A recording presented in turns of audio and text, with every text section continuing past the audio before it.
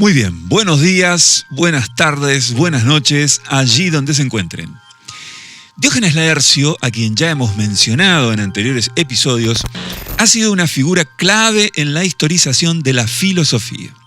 Originario de Laerte, una pequeña polis en la región de Cilicia, en Asia Menor, vivió alrededor del siglo III de nuestra era.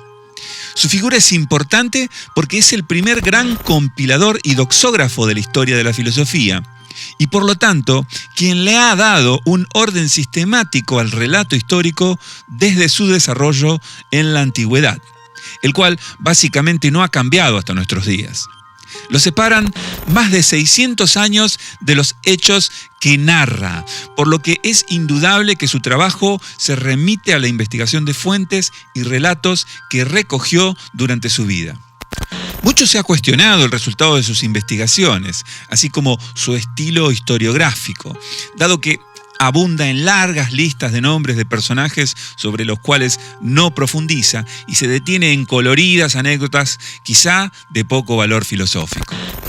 La Ilustración y el intelectualismo del siglo XIX fueron particularmente despectivos con su tarea, al punto que el mismo Hegel llegó a considerarlo un amontonador de opiniones varias y un chismorreador superficial y fastidioso. No obstante, esta visión negativa ha ido cambiando y más allá de sus descuidos, en la actualidad se considera muy importante su trabajo, dado que ofrece un punto desde el cual pensar lo que aquí nos convoca, que es el tan mentado origen de la filosofía.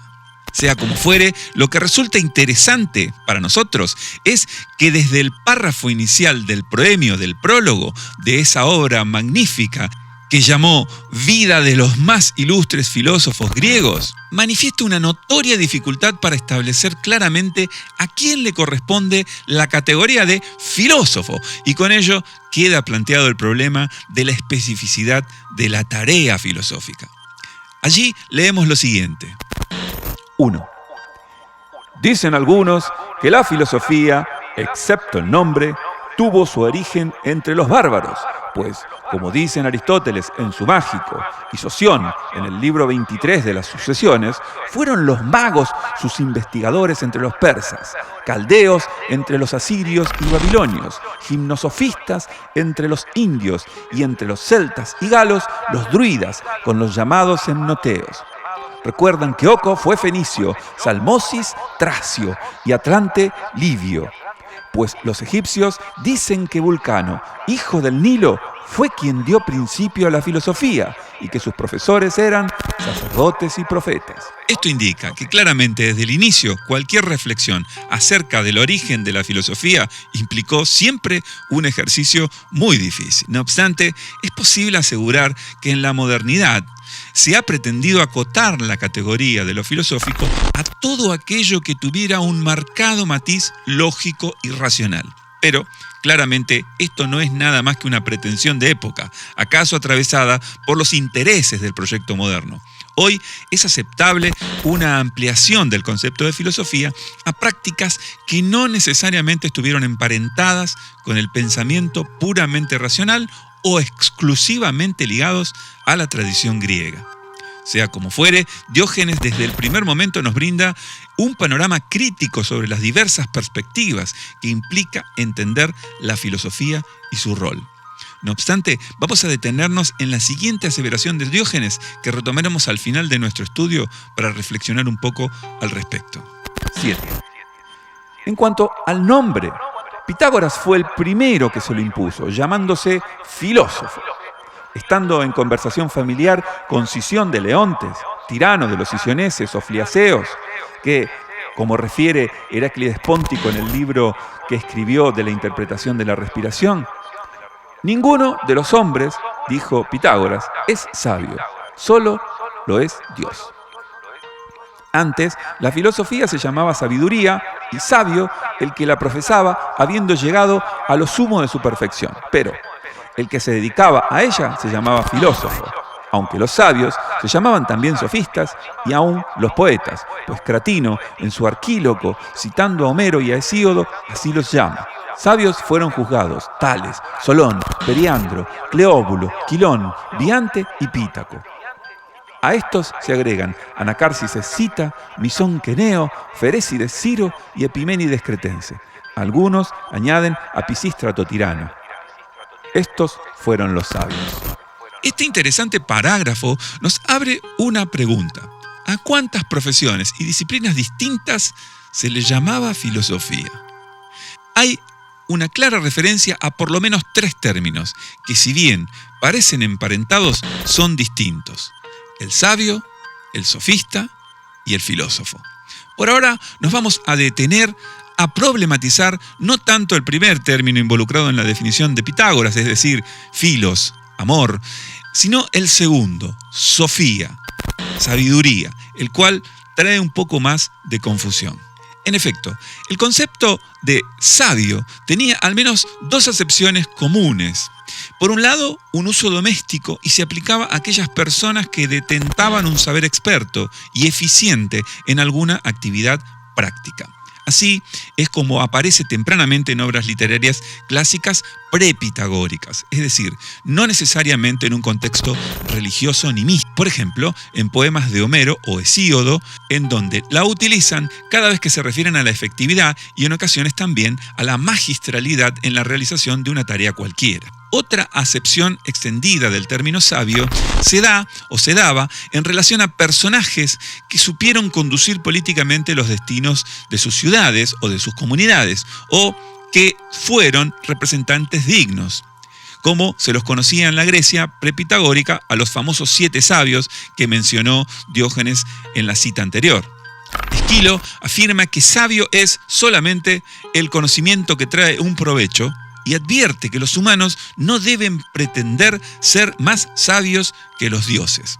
En el mismo sentido se expresa Heráclito en el fragmento 32, cuando asegura que el verdaderamente sabio es únicamente Zeus. También en la obra de Platón, sabiduría y sabio en ocasiones estará usado como referente a saberes prácticos y expertos ligados a actividades artísticas o técnicas, y en otras a las virtudes necesarias para el buen ejercicio de los compromisos cívicos. Por ejemplo, en el Fedro asegura: en verdad que llamarle sabio me parece, Fedro, venirle demasiado grande, y se le debe otorgar solo a los dioses. El de filósofo o algo por el estilo se acoplaría mejor con él y le sería más propio. Hay un tercer uso del término que no debe confundirse con los anteriores y está relacionado con aquellas personas que en la paideia se dedicaban de manera experta a la enseñanza. Así es como se llamaban sofistas a los pedagogos, cuya habilidad consistía en explicar alguna de las artes cívicas, fundamentalmente la retórica. Los sofistas serán, al menos acentuadamente en la obra de Platón, vistos como rivales de los filósofos, y su aparición como personajes destacados estará relacionado con el ascenso de las colonias griegas en el desarrollo económico y cultural de la región hacia el siglo V a.C.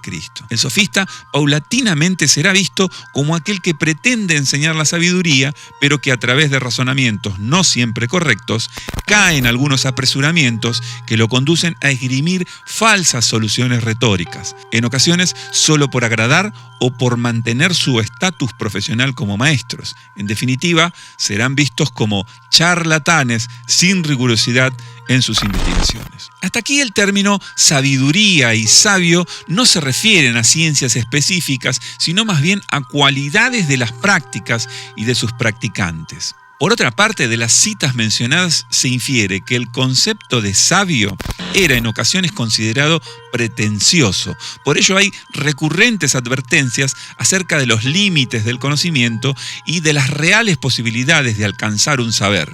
Solo los dioses saben, repiten una y otra vez. La advertencia no es mística, sino en alguna medida ética. En tanto, en el término filósofo se designa un carácter de mayor austeridad gnoseológica que expresa un reclamo de legitimidad epistemológica. Hay en este reclamo una actitud de pertinencia y coherencia que en la cultura griega antigua se llamaba sofrosine, es decir, una virtud en la cual se destaca la excelencia, la templanza y la moderación. El filósofo, en cuanto tal, se presenta comprometido con esa búsqueda virtuosa. En conclusión, la irrupción de la filosofía a finales del siglo VI a.C. parece estar bien representada por aquella anécdota de Pitágoras contada por Diógenes en el parágrafo 7, con el que iniciamos nuestro relato, cuando inventa un neologismo para poder representar una actitud frente al conocimiento más que una actividad o una especificidad disciplinaria.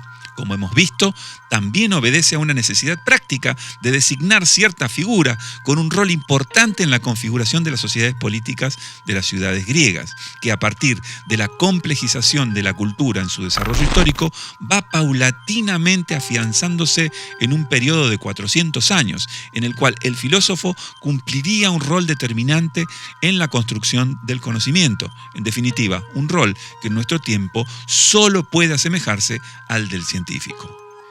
Pues bien, en la antigüedad era ciertamente conocido el rol del rápsoda, a quienes ya nos referimos en el podcast anterior cuando mencionamos la importancia del discurso mítico.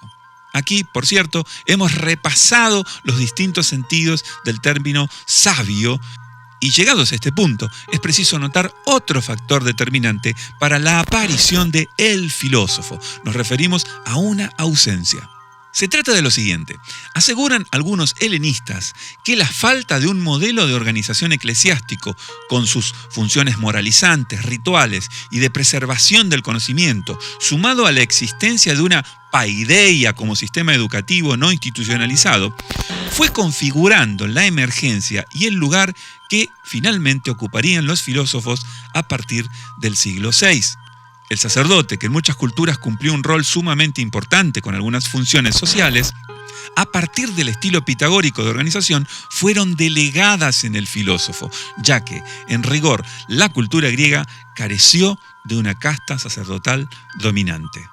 Entonces se puede sostener que en aquellos tiempos no fue exactamente la determinación de un saber filosófico el que definió el ámbito de estudio y desarrollo de la práctica, sino más bien el lugar que ocupó en esta cultura el filósofo, cubriendo la carencia de un estamento instituido en el cual se construyera conocimiento legítimo.